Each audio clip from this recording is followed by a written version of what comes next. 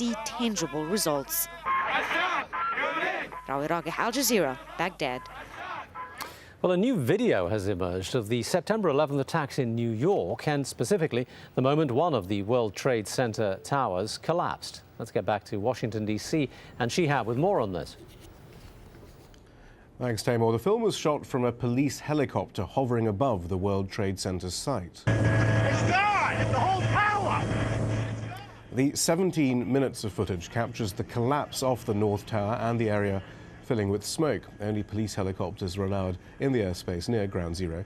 The footage was part of a cache of evidence the city of New York had originally handed over to the National Institute of Standards and Technology, a federal agency that studied the structural collapse of the towers. It's unclear, though, how the video came to be posted online. In Western Canada, an explosion and fire at a gas well has injured at least 11 people. The blast took place at a site near the town of Edson in the province of Alberta. 2 of the injured were airlifted to hospital. The contractors were working at a facility owned and operated by Husky Energy. In Ecuador, the older brother of President Rafael Correa has created his own political party and may challenge his brother in the 2013 elections. Fabricio Correa, a conservative, says his leftist brother has lost the confidence of the people since his 2006 election, and he insists many are looking for him to lead instead. But he did stop short of officially declaring his candidacy for president. She's a haunting, hooded figure, an image rooted in Mexico's pre-Christian culture. Santa Muerte, or the Saint of Death, is venerated by millions of Mexicans to ward off misfortune. And in recent years, sales of Muerte books and statues have jumped. Frank Contreras explains some of the reasons. Raising prayers to a saint of death. Martin George has built a shrine to her in the living room of his own home. He lights candles and focuses deeply on her skeletal image. Though it may frighten some, for him, it brings comfort in times of despair. In Mexico, the many followers of Santa Muerte are widely considered to be drug traffickers or other criminals. Martin George says there are criminals among all religions and cults. He insists most of Santa Muerte's believers are honest people.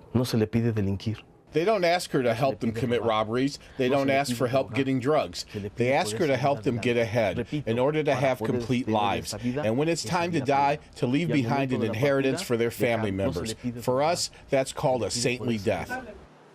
This image dates back to pre-Hispanic Mesoamerica. Over the centuries, Santa Muerte has held her place among Mexico's most sacred icons. The country's biggest religious institution, the Catholic Church, does not officially recognize her. Still, she's become so popular with so many people that a cottage industry now produces Santa Muerte statues, candles, necklaces, and anything else believers might need to create an altar in her honor. I'm inside Mexico's famous Sonora market, where you can buy just about anything, from healing herbs to a love potion. But an increasing number of people are coming to this market to buy items like this one, in devotion to the Santa Muerte.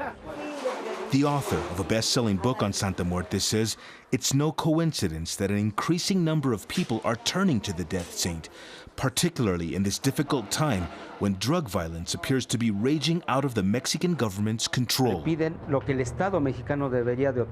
People ask her for things that the Mexican state should be providing. Those are rights such as housing, justice, employment, and health. And those rights the state should be providing. In that way, you could say Santa Muerte is helping the Mexican state.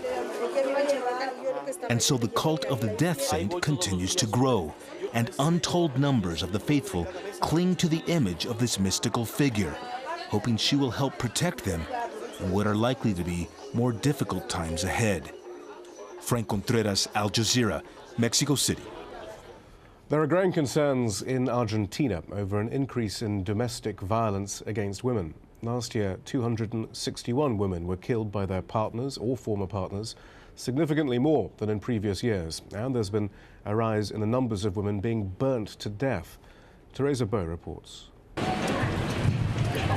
It's been 7 months since Elsa Jerez's daughter Fatima lost her life. She was 24 years old and pregnant. Her mother says she died after her boyfriend set her on fire. He said that she was cleaning SED with alcohol, but that is not true. Her whole body was filled with alcohol. She was in the hospital for 5 days before she died. I'm still waiting for justice. Fatima's boyfriend was never detained by the police or even interrogated. Women rights groups say that in 2010, around 260 women were killed by their partners or former partners. Many were stabbed, beaten, shot, and some were set on fire, just like Elsa's daughter, Fatima. So far in 2011, at least 7 women have been set on fire. 4 of them died. Analysts blame a copycat effect that began after a famous musician allegedly sprayed his wife with alcohol and set her on fire. He later claimed that she burned herself while using alcohol to clean a CD. Since then, the same excuse has been used by other men believed to have burned their partners.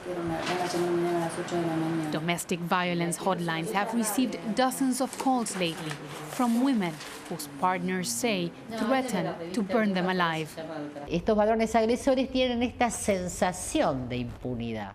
There is a certain impunity when setting someone on fire. The police delay the investigation until the victim can give a statement. The problem is that in most of the cases, she can never do it because of her condition. This gives time to the aggressor to clean up all the evidence in the place where the incident occurred. Even though Argentina has passed laws that target physical violence, implementing them continues to be a problem.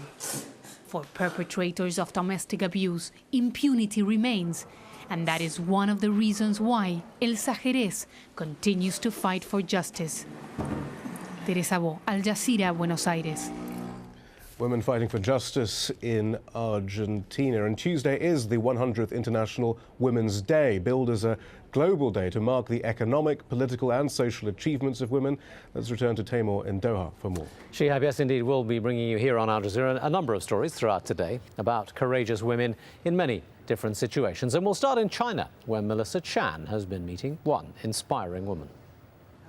Welcome to Baidu, the reigning champion of online search services in China, offering basic search, but also picture searches, video, audio, news, maps. There's social networking, shopping, online dating, a universe of internet products. The company emulates Silicon Valley culture, and it is in these spaces you'll see some of the brightest, most innovative workers in the country. One of the top engineers is a woman, Wang Menqiu. I'm in charge of the major search services and developments. The latest technology we're working on is a parallel to cloud computing called frame computing, meant to be an internet-based platform to process information to provide a faster experience for the user. Menqiu considers Google a competitor and believes Baidu succeeds because it focuses on the basics. She holds a unique position, a female leader in a conventionally male-dominated discipline. The 35-year-old graduated from prestigious Peking University, worked as a software engineer in California,